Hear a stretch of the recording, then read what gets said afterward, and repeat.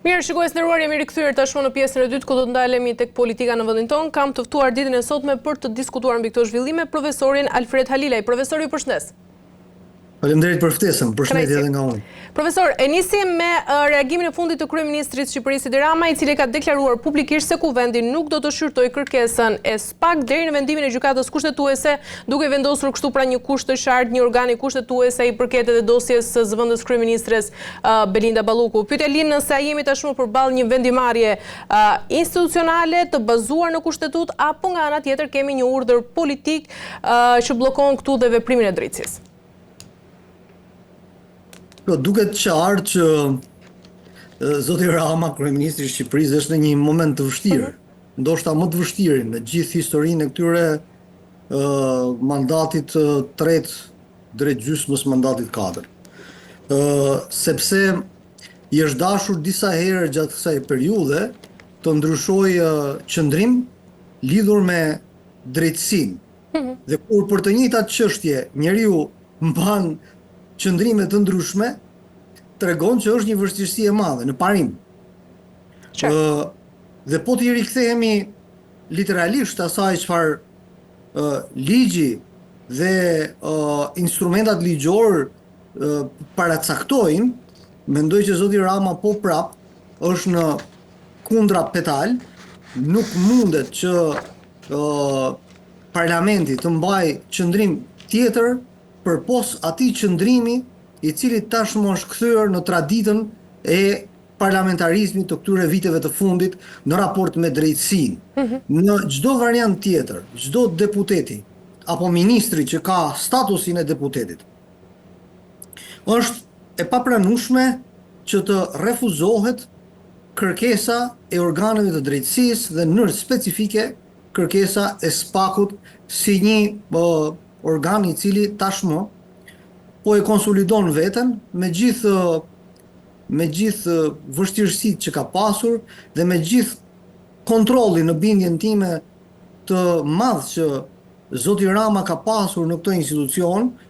por me sa duket si një Frankenstein i cili nuk e duron dot më qenjen e tij, nuk e kontrollon dot më qenjen e tij, është e pamjaftueshme, duket se është e pamjaftueshme forca dhe ndikimi që ai ka pranë këtij institucioni dhe po shikojmë që veprimet e SPAK-ut janë një alarm për vetë kryeministrin dhe mendoj që ky është një moment mjaft i vështirë për të. Për këtë arsye, vendimi nuk lidhet as pak me instrumentat ligjore dhe kushtetues, por lidhet drejt për drejti me një vendimarrje politike të zotit Rama, i cili ka vendosur që në këtë rast të mbrojë më së shumti veten përballë ngjarjeve politike që mund të jenë shumë dramatike në këtë fund dhjetori. Profesor, në reagimin e tij kryeministri cilëson masat e kërkuara nga prokuroria si antidemokratike dhe antikushtetuese në të njëjtën kohë. A është legjitime që një kryeministër të jap vlerësime kushtetuese publike për veprimet e drejtësisë, apo nga ana tjetër cënon kjo pavarësinë e saj? Po qartë asgjë cënon pavarësinë e drejtësisë. Dhe këtu është kontradikta logjike edhe politike e zotit Rama. Sepse është e pamundur që një kryeministër i cili pretendon se ka ngritur një institucion sipas tij si vullnet i Partisë Socialiste dhe si vullnet i qeverisë së tij, të ngrihet në të përkundërt dhe të thotë që vendimarrjet e drejtësisë janë të padrejta. Pra kemi raste dhe precedent, po t'i marrësh me radhë të gjithë precedentët, që nga, po them unë, që nga zoti Ahmetaj, po edhe doktor Berishën, edhe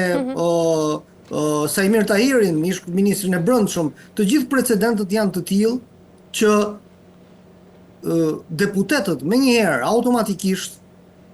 janë po them lëshuar nga parlamenti dhe nga mbrojtja e tyre politike për shkak të mandatit që ata kanë. Ky rast nuk ka pse bën përjashtim. Por, me sa duket, zoti Rama është në vështirësi të madhe sepse zonja Balluku është një kockë e fortë brenda gjithë establishmentit politik të drejtanishëm dhe ka qenë një bashkëpunëtore që nuk është njësoj si të tjerët në raport me zotin Rama, pra duket qartë që ajo veprimtarinë e saj e ka zhvilluar në përputhje me ato që ka kryeministri ka kërkuar, dhe faktet tregojnë që nëse zonja Balloku lëshohet, zoti Rama do jetë pas saj, sepse edhe për shkak të karakterit zonjës Balloku duket që ajo nuk shkon dot e vetme dhe nuk pranon që gjithçka çfarë ka shërbyer deri më tash ti hidhet poshtë dhe të shkojë me një lloj po them turpi politik përpara drejtësisë, të cilën ata vetë kanë pretenduar se po e ngrejnë, dhe në këtë kuptim them që zoti Rama po ndërmerr veprime parapolitike, ashtu siç ka akuzuar vazhdimisht kundërshtarët e tij politik. Dhe kjo është pandërshmëria në thonjza e politikës, e cila shpesh herë të nxjerr edhe bllop dhe të nxjerr të vërteta në raport me realitetin politik. Qartë, por nga ana tjetër kryeministri i Shqipërisë Edi Rama, profesor, referon dhe raportet të Këshillit të Evropës për të kritikuar këtu dhe qasjen e prokurorisë. A janë këto raporte argumente juridike konkrete pikërisht për këtë rast që ne po flasim, apo përdoren nga ana tjetër selektivisht për të justifikuar kështu edhe një vendim politik? Qartazi është një lexim, ashtu siç partitë politike her pas here ju bëjnë raporteve ndërkombëtare.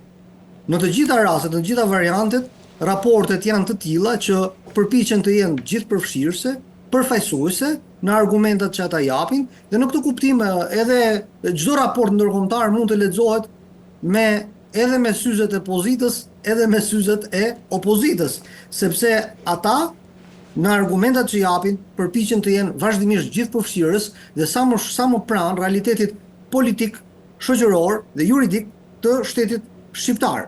Ata nuk gabojnë në raportet që hartojnë, por interpretimet që bëjnë palët politike janë të tilla, gjithnjë në favorin e secilës palë.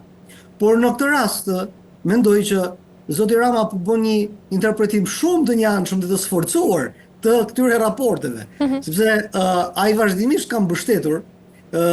raportet ndërkombëtare, edhe vetë po të hymë në gjenezë, edhe vetë ky organizëm dhe kjo reforme re e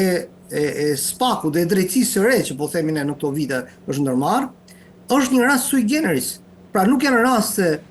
normale në botën demokratike, normale me demokraci të konsoliduar, ku pushtetet janë të ndara, që ndërmerren reforma të tilla. Pra janë kryesisht vendet e ishlindjes, të cilat kanë ndërmarrë reforma ad hoc specifike për shkak të korrupsionit të madh në këto vende, dhe në këtë kuptim edhe vetë reforma që kemi ndërmarrë ka qenë, po them, jashtë kontureve të përgjithshme të raporteve që ndërtohen për drejtësinë. Kështu që ky argument është thjesht një argument mbrojtës dhe njëkohësisht për të justifikuar vendimarrjen me sa duket politike të zotit Rama. Ne duhet ta shikojmë, se duhet ta shikojmë edhe ditën e nesërme, sepse me sa duket nesër do ketë po prap një mbledhje të Këshillit të mandateve, ose duhet ta shikojmë në vijim, nëse jo nesër, në ditët në vijim, nëse qëndrimi i tyre është vërtet ky, apo do të ndryshojnë qëndrim, sepse zoti Rama është i njohur për ndryshimet e qëndrimeve të tij në raport qoftë me drejtësinë, po qoftë dhe me ndërkombëtarët, sepse jemi në një fazë kur drejtësia tashmë ka hyrë në hullin e një protektorati më të fortë ndërkombëtar, le ta themi këtë. Po të shikojmë edhe mënyrën se si u zgjedh kreu i ri SPAK, rezulton që të gjithë ata që financojnë reformën në drejtësi